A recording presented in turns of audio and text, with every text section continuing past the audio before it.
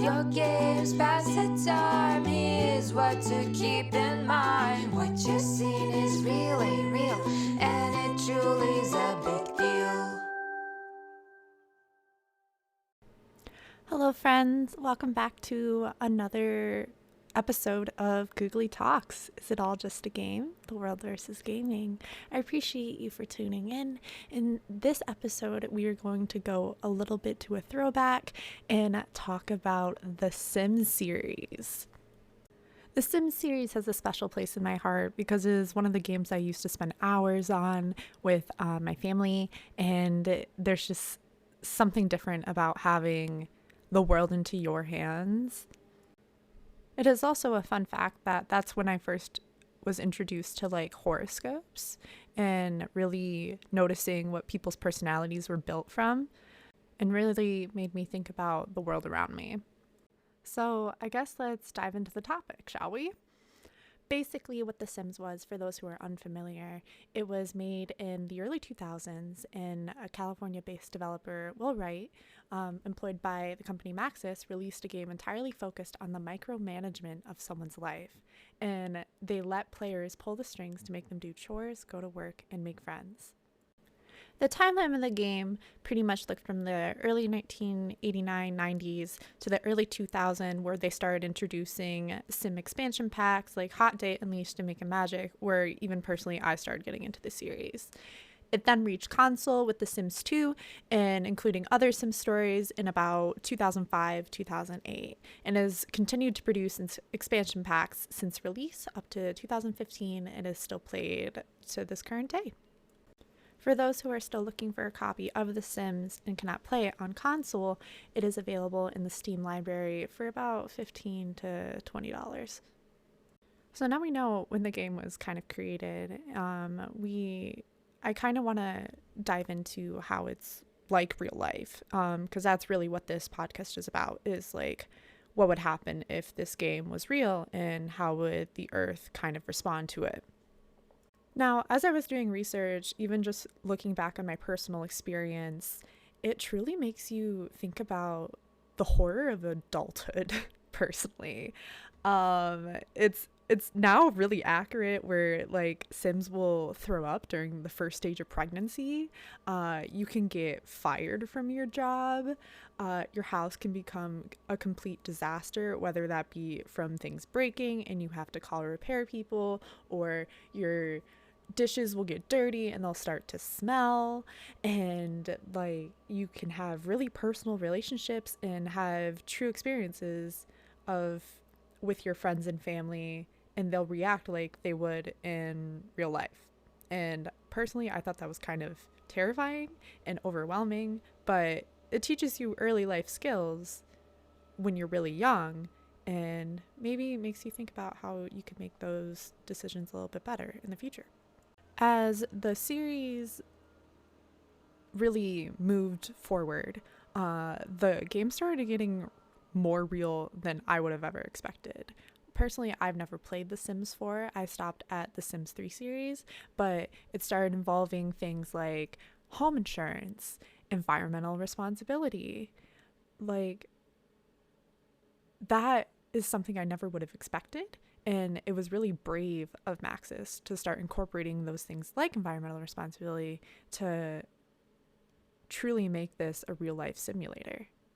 Now, since the series is about specifically how the environment and video games kind of come together, that's the part where we're going to focus on in The Sims specifically. So I mentioned earlier The Sims 4, they make this relationship even clearer. They have an expansion pack called Living Island, and pretty much the person can have direct control over a whole island ecosystem, which I find completely insane. Like, and there are direct impacts to what you do. So if you take the initiative to remove trash piles from the beaches, the island nation will grow and flourish, and plants will be happy. The coral grows larger and brighter. The ocean starts filling with wildlife. Even the residents become happier, including aspects of the game that is fantasy, like having mermaids, for instance.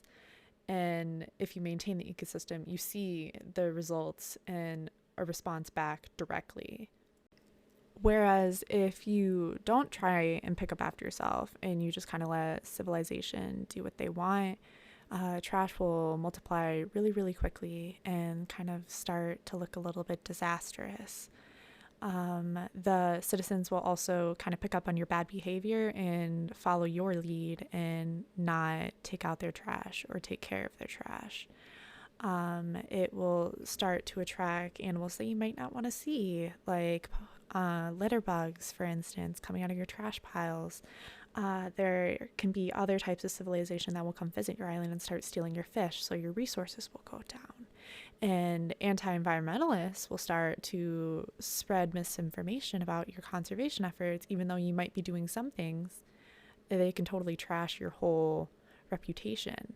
And which I kind of find terrifying is the seagulls will even start killing your wildlife, so you'll have like nothing left. Regardless how hard you work on your ecosystem, there's always a pushback from something. And I think that's a really good correlation to how you do real life, because there's such a way of doing things, there's such a routine to human life. And I think The Sims does a really good job in showing that. For instance, in this expansion pack, the more you maintain the ecosystem, the more you take care of it, other Sims will try and destroy everything you have accomplished. You really have to like keep track of what is fighting against you, and you might see that progress a little bit slower, even though you're still doing the best you can. And I really see that in my daily life. Like, for example, bringing reusable bags are a little bit more accepted, but they used to make it really difficult for you to bring your bags in, for you to take your groceries, or even refilling your resources shop. I can't think of the exact word, but like bringing my bags, weighting them, and then getting the product, and then you buy what you take. You don't pay for the packaging. They're not very common, and people kind of look down upon you for doing that because you're buying such simple ingredients and you're not buying like the brand name, so people may think you're not worthy. And I don't understand why improving your environmental effort and footprint can be looked down upon because you're trying to fix the world around you, you know?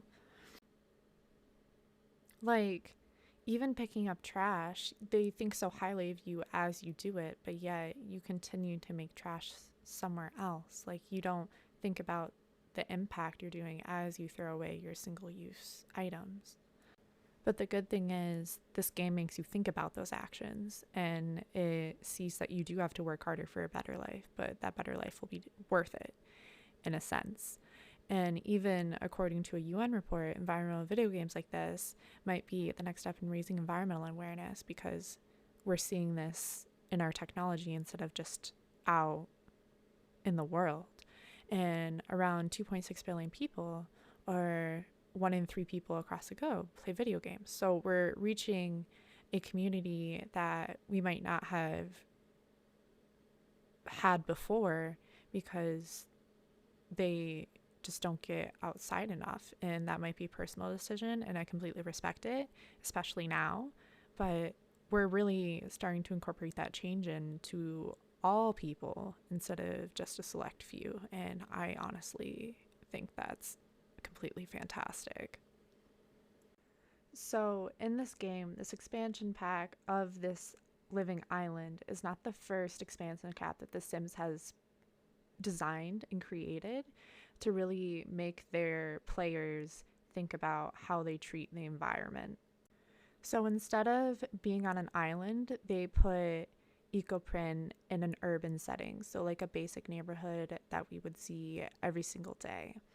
And there are 3 different levels of this simulator, and each are called Strangerville, Plumbout Pictures, and 6am.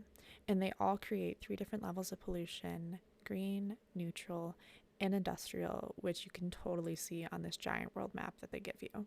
Now, I personally haven't played this expansion pack, but it has made me very curious to actually purchase this because they put so much detail and they think about all types of areas in these worlds regarding policy, just nature in general, and the direct actions that they have of these citizens. For example, you really see it in the environment that you're living in. So the green place that they give you regarding pollution, it has so much more foliage. It looks just healthier overall in an eco-friendlier neighborhood where your Sims will breathe deeply in a clean air environment and their moods will just be automatically happier, and the levels will be easier to obtain for your citizens to be happier because they have clean air.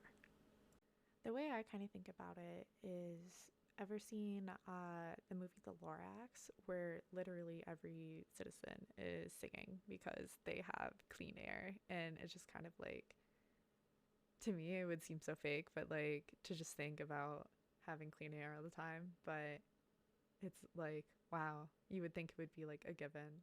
Like, bruh, I want to be singing because I have such good clean air and my flowers are growing. That would make me sing every day. Like, wouldn't you? I mean, I would. But, anyways, the next pollution level that they put is neutral. So it would be like the default pollution for every neighborhood except from like parking lots and two of the other neighborhoods. Neutral pollution is like the in between where the environment doesn't suffer from the negative effects of pollution, but it can be seen, and you could also improve it through like neighborhood action plans and getting really involved in what you do in the community to make it better. Now, to compare it to something, the best I can really think about is just like an upper middle class neighborhood in the United States where you can throw your trash away and just not really think about it, but there are ways where you can improve and you can kind of see those positive environmental impacts around you. Like in my ways, if I really thought about the amount of trash I like produced and really started composting and maybe bringing that composting idea to my city, I would definitely see less trash in my waterways where we used to get water from, but now it's too polluted. And maybe we could go back to getting that water source if we really thought about what we were doing. Also, I really hope that I made that location sound as broad as possible. Please don't come find me. I just want to teach you about the environment. So let's just vibe and share about how we love video games and the environment. And yeah. Anyways, I'm getting off track. The next place that this expansion pack in Eco Footprint has is the industrial sector. So that's really your view on how it is truly adept in an unhealthy environment. You will see smog clouds in the neighborhood. Everything is dying. And when I mean everything, I'm really just mean like the foliage and like what you see around you in your house. Trash is everywhere, so no one cleans it up. There's no place to really put your trash. The area itself is just the industrial sector, and it's only industrial. No one can really live there because of such the high pollution. And your Sims will see that. You will see that in your daily life where they'll have random cough and their mood will be like gross air and uncomfy. Same, bro. Because of the environment around them. And even because the land isn't being taken care of properly, you'll see more environmental disaster and environmental harm happen more often and more severe, like fires. And that will only occur in this industrial level just because of how the land and your life is being taken care of. And this is only happening because there's no environmental change, there's no environmental improvement happening around you, no one's speaking up.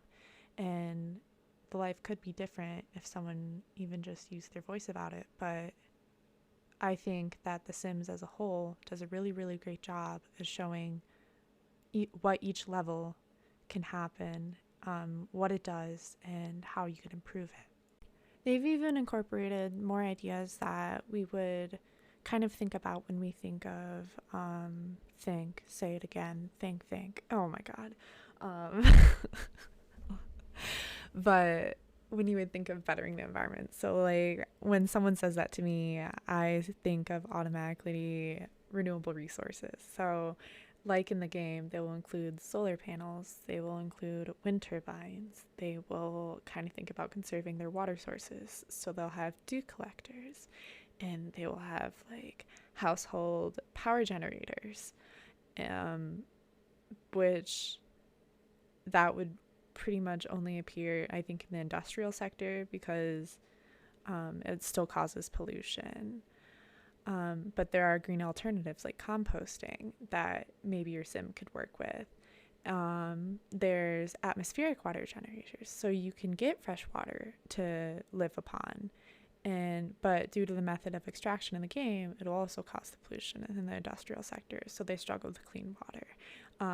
There are also power cells and water siphons where you can have your own grid. You can live on your own separate and really focusing on your own type of resource consumption, but in the industrial section, it causes indirect pollution. But your alternative could be used to produce biofuel instead.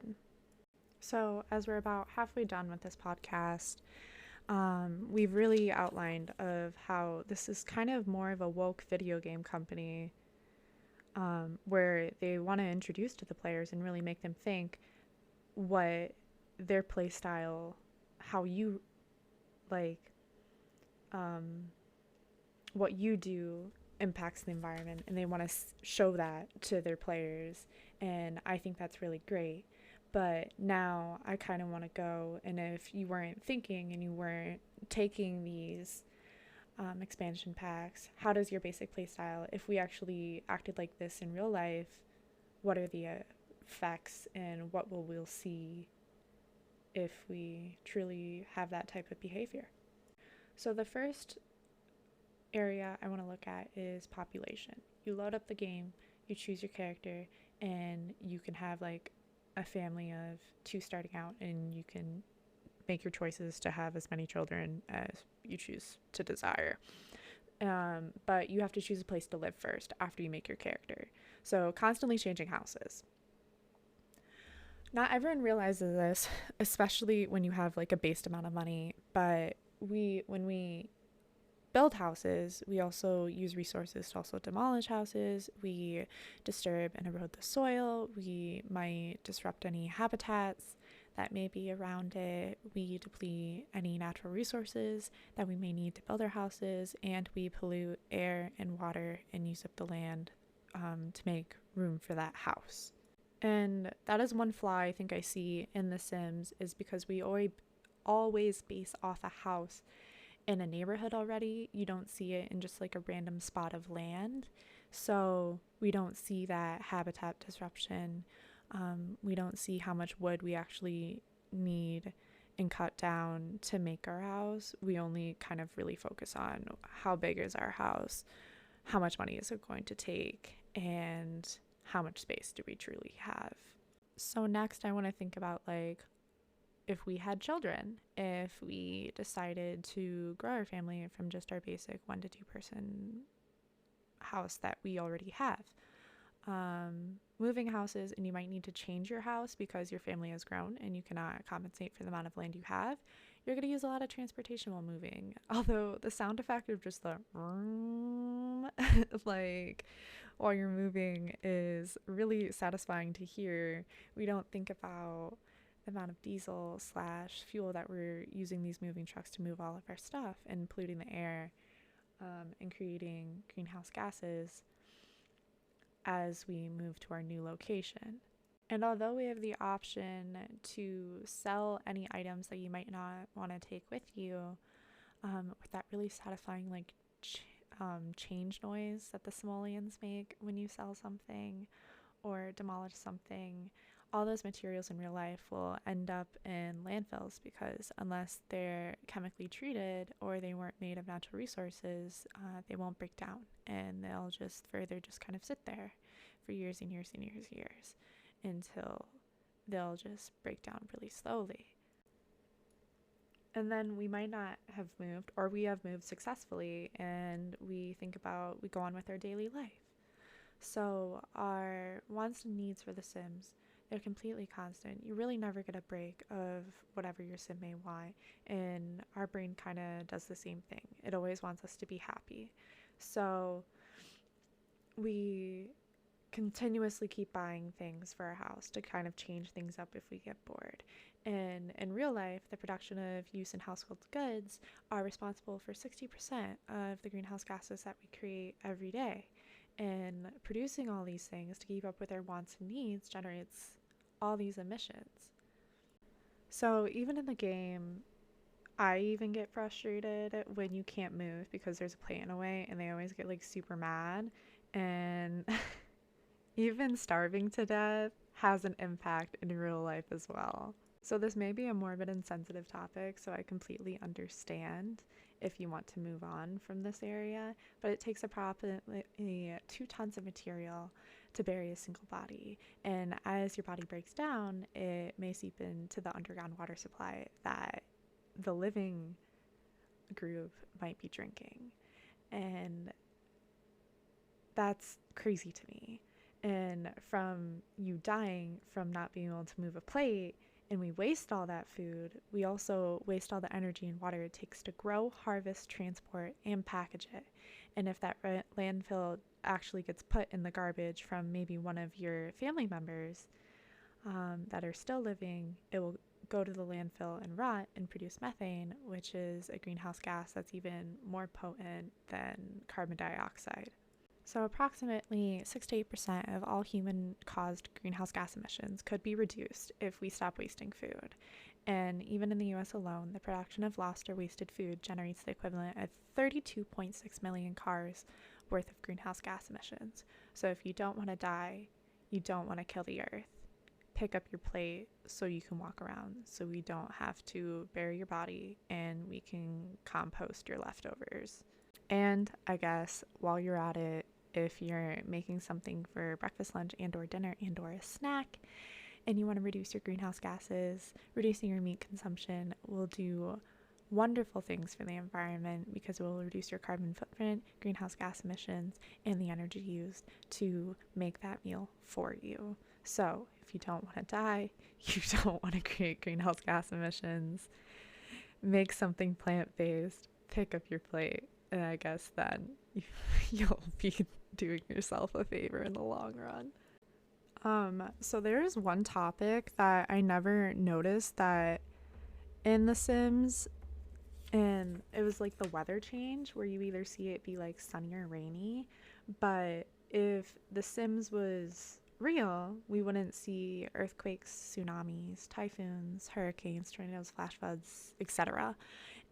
But in real life, as we produce more greenhouse gases and as climate change progresses in the next 10 years, if we don't do anything, we will see an increase in wildfires, floods, and tornadoes that will completely destroy forests and cause other types of structural changes to ecosystems. Even having the impact to us of maybe reducing our resources of just food, our water quality will also be impacted when sewage treatment facilities are overflooded from all this rain and may go into our reservoirs and waterways. And beaches move and change shape due to storm surges, and we might see some erosion happening in flash flood events.